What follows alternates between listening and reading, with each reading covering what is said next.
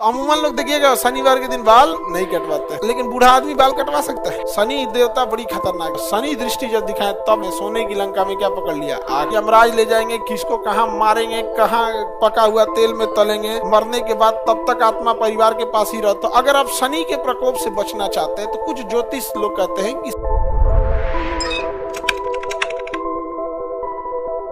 ज्योतिष, अब ज्योतिष में भी ना कई टाइप के ज्योतिष होते हैं। एक होता है ज्योतिष जो अपने मतलब ग्रह को मजबूत कर लेना, जैसे शनि ग्रह है, तो अगर आप शनि के प्रकोप से बचना चाहते हैं तो कुछ ज्योतिष लोग कहते हैं कि शनि ग्रह को गुस्सा किस किस चीज पे आता है वो काम मत कीजिए। जैसे शनि ग्रह जो है न्याय का देवता है। किसका देवता है?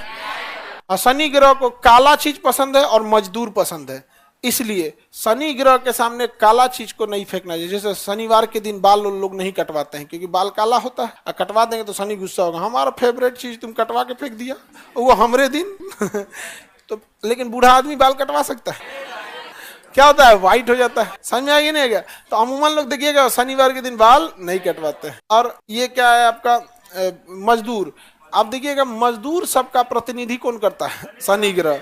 तो अगर मजदूर की मजदूरी रख लिए तो शनि देख लेगा आपको, बहुत पैसा हो गया रे तेरे पास, हाँ पैसा नहीं देता है तो बहुत पैसा हो गया तुम्हारे पास, लाओ तो हम व्यवस्था करते हैं। इसलिए मजदूर की मजदूरी टाइम से दे देनी चाहिए। समझ में आया कि नहीं आ गया? आप काम करिए। अब मजदूरों को भी है कि आप काम अच्छे से कीजिए, ईमानदारी से कीजिए। उठपटांग उबा देता है सब कभी कभी, कभी देखिएगा ना, या तो टाइम कुछ मजदूर ऐसा मिलेगा टाइम खींचेगा, या तो काम ही खराब कर दे, दीवार जोड़ना सीधा जोड़ देगा तिरछा, कहेगा क्या ही जाता है हमारा।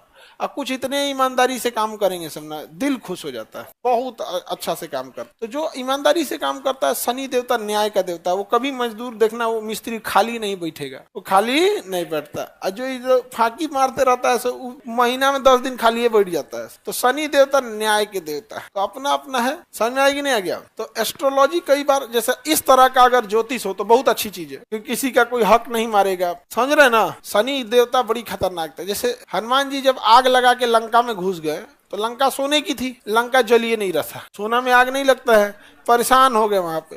तो अंदर घुसते घुसते देखे तो पता चला रावण जो था ना उल्टा टांग के बांध के रखा था शनि देवता को, आगे बहुते लोगों का दुर्दशा करते हैं, उन्हीं का दुर्दशा कर दिया था। कौन?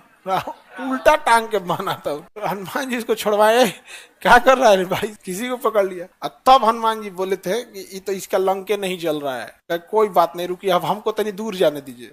और दूर जाके लंका पे अपनी शनि दृष्टि दिखा दिए, और शनि दृष्टि जब दिखाए तब लंका में, सोने की लंका में क्या पकड़ लिया, आग पकड़ लिया। तब रावण की सोने की लंका जल गई।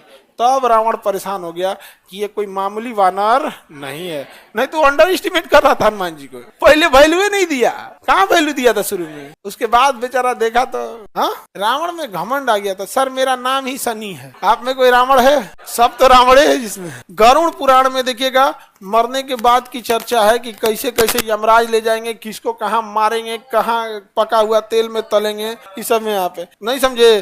क्या क्या दान देना चाहिए और पानी कितना देना चाहिए ताकि आत्मा को वही पानी मिलेंगे और वहां तक जाएंगे यमलोक तक। 1 साल लग जाएगा आत्मा को यमलोक तक जाने के लिए। मरने के बाद तब तक आत्मा परिवार के पास ही रहती है जब तक 13 नहीं हो जाता है।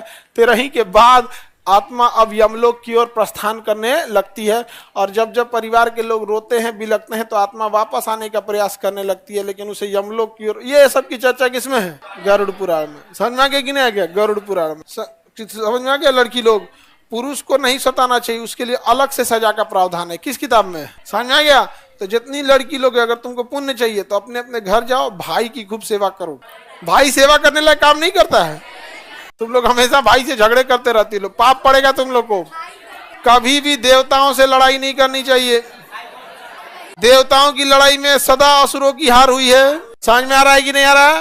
तो कभी भी भाई से झगड़ा नहीं करना है, क्योंकि पुराणों में स्पष्ट लिखा है कि देवताओं से युद्ध नहीं करना चाहिए। क्या होता है? पाप पड़ता है। तो बताओ आप लोग में से कोई अपने भाई से झगड़ा करेगी? असुर से कर सकती है झगड़ा? असुर से कर सकती हूँ।